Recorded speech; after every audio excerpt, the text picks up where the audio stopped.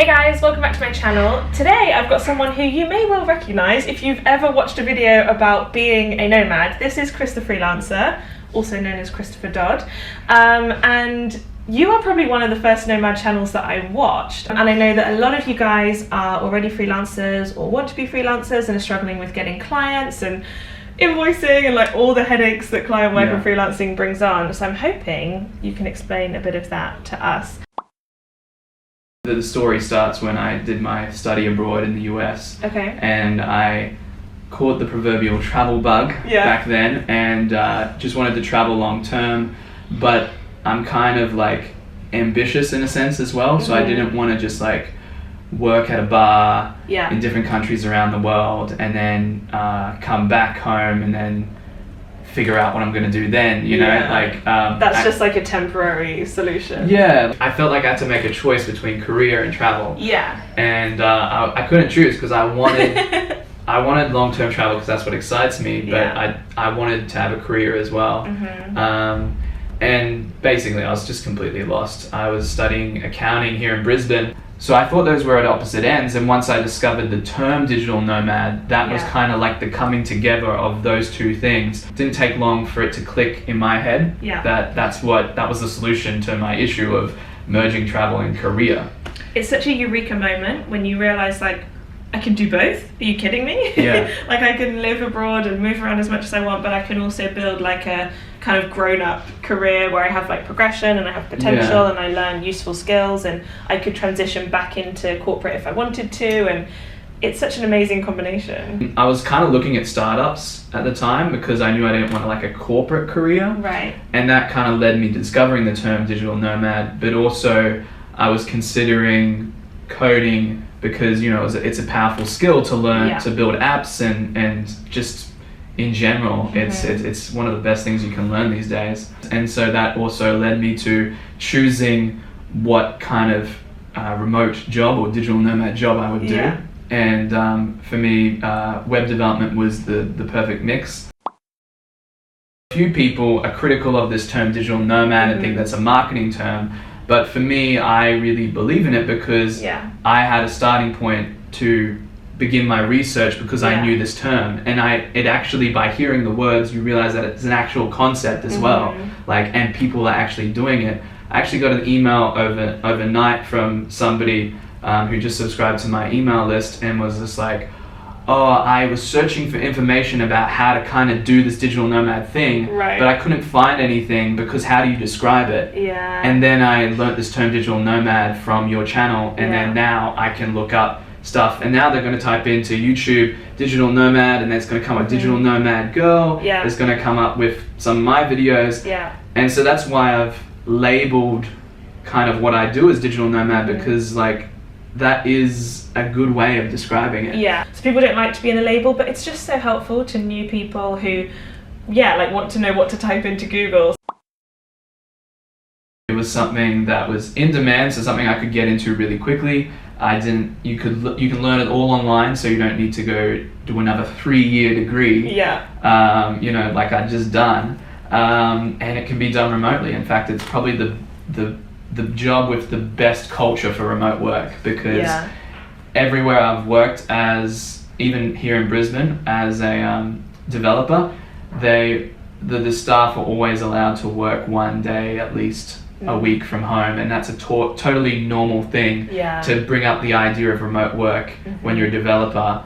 I've found the culture is very like, okay, well, we all know that you can do this work remotely, we have all the tools on the cloud, you know, so I think that's with a lot of jobs, it's you can do them remotely, it's a lot of it is like a cultural thing, a work culture thing. Actually started right here, River City Labs. I got a membership here, and I would learn code here and then go to all the meetups, and that was like, this is where I got all my work. There's so many like free or cheap resources online, and what you need to learn code, I think, is not like an academic education, but training, because you actually learn by doing. What I used specifically was lynda.com. It works differently to say Udemy or Skillshare, because the authors are all hired by Linda, so they're Linda authors. So I started off learning Ruby on Rails. The name of the code or framework, essential training. Okay. So that's like 12 hours of like getting you up to speed with a framework, with a language, and then like there's all these different other resources like codecademy.com, free code camp. And also you can learn from developer communities in your city. So like willing to help, and they want to talk code, they're passionate. And you're actually about to launch something that might be really helpful for people, right? Yeah, the idea that I'm working on at the moment is what you need to know about web development. Okay. So it's not going to be like, this is the ultimate HTML course, or this is the ultimate PHP course. So what I wanted to do was give people, and you don't even have to want a career as a developer to look into this, but like just show people how the web works, what HTML is, what CSS is, what JavaScript is, and how the back end plays into that. By the end of the course, they're like, oh, okay, I understand how the web works. I kind of can choose my track or my path within it and move on to the next thing. And how Skillshare works as well is it can evolve. You create more classes. So I'm gonna create the starting point for people, and then if a particular like, well, Chris, what about WordPress? Like, can you do a whole thing on WordPress? I'll be like, okay, done.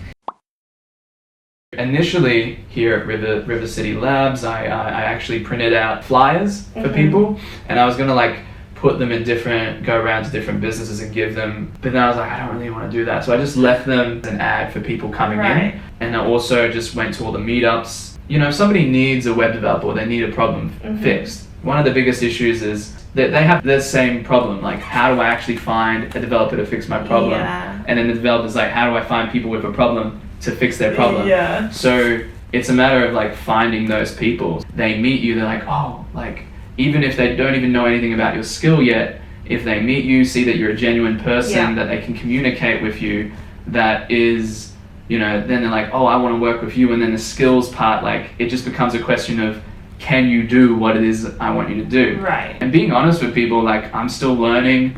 Like, this is where I'm at.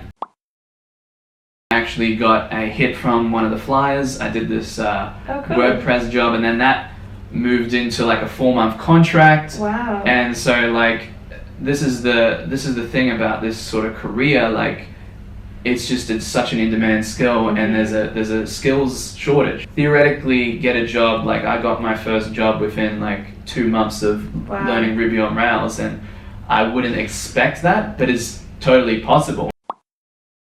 The biggest challenge I faced was going remote.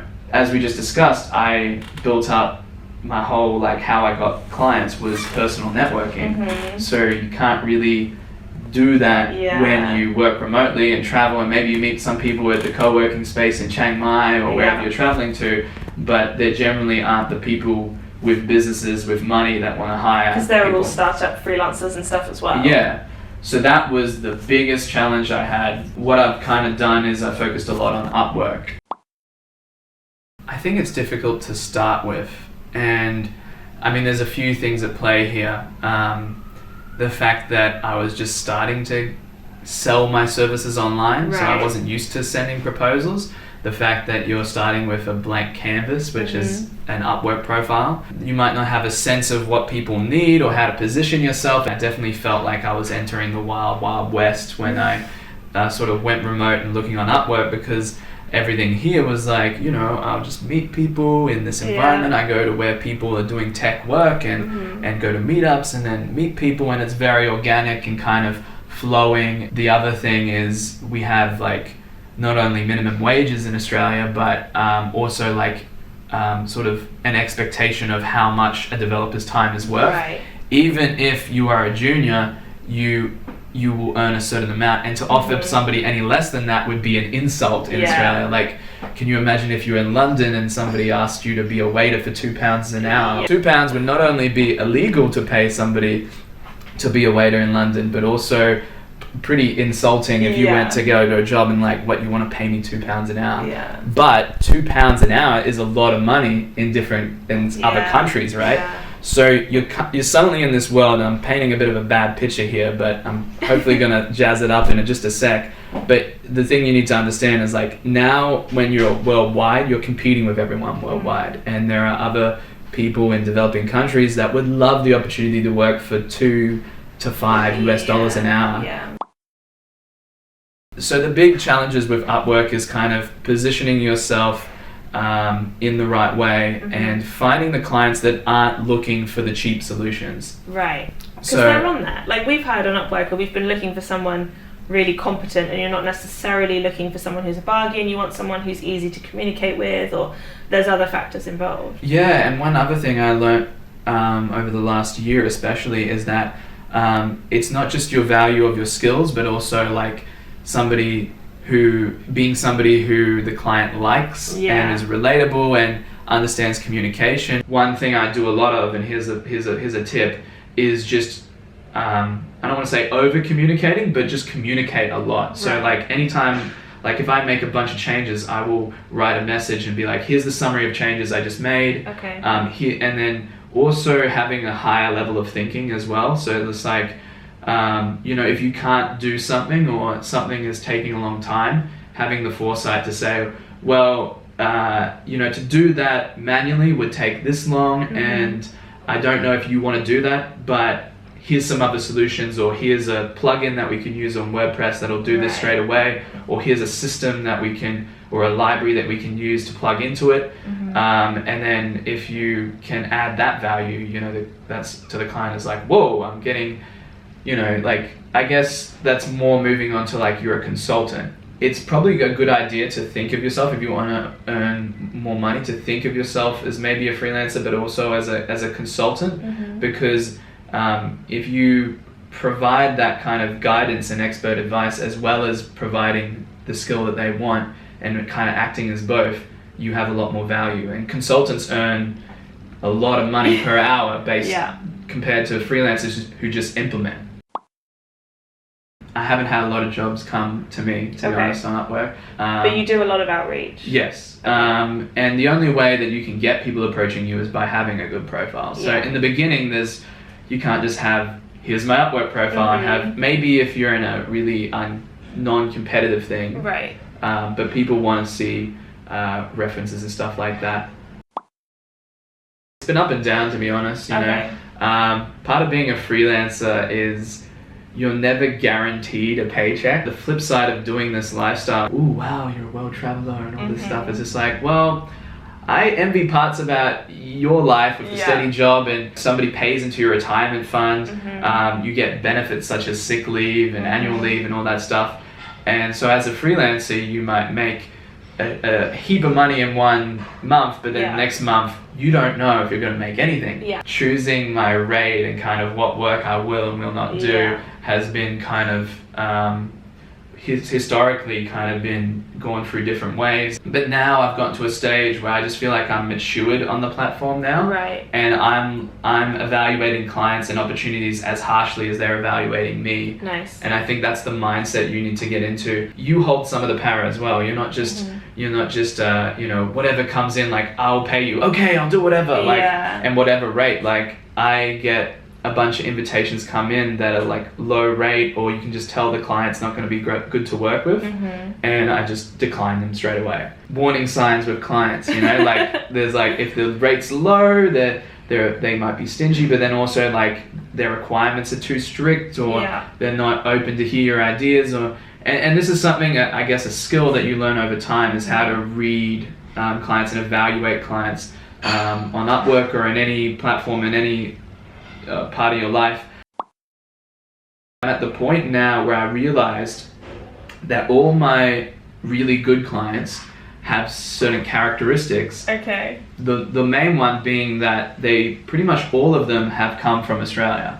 So I think that's a powerful thing as well, as working with people from your own country. Right. I wouldn't be limited by that, but I've just looked at all the good work I've done over the last 2 years, the clients that have respected me the most, that have paid me the most, that have just been a joy to work with, and they've all been from Australia. Interesting. So I just went on proposal spree, and I looked only at clients that were in Australia and that were willing to pay me the rate that I wanted, and sent off a bunch of proposals, and got a few new really good clients, and then I'm now like kind of convinced about who's my audience, I guess. So for those of you watching that, you're probably not Australian watching this, but I guess the lesson here is to know your audience, right? So for me, I just, for whatever reason, Aussies like to work with me,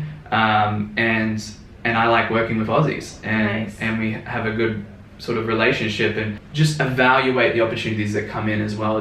Don't just take everything that comes your way and anyone that throws you money. And obviously you have to balance that at the beginning, because you got to build up a profile. But knowing that you have to mature along your journey to a point where like you need to start demanding higher rates and knowing your worth and all of that. And even at the beginning, maybe you should, if you take on all the jobs, you probably won't have any time to do kind of retrospectives like that, where you look at your clients, or you decide how you want to pitch yourself, or maybe you're better off doing really good applications to a few less clients than just taking on random jobs. Being a freelancer is the same as being an entrepreneur, where you're creating kind of a personal brand, and you're thinking, what's my niche? What clients do I like to work with? What apps do I specialize in? Like maybe you end up doing all shops, or all websites or blogs, and maybe instead of blogs you only do fashion blogs, and you just become like a total expert in developing a fashion blog or whatever. So I think it's really interesting to think of yourself as a business and work out what your niche is going to be. And when you're being paid for your time, it's really easy to sell all of your time and having no extra capacity to step out and think about it. I mean, for somebody starting, like, I just want to get some freelance work, being super specific might be like a bit overwhelming. I don't want to be too specific and then miss out on opportunities.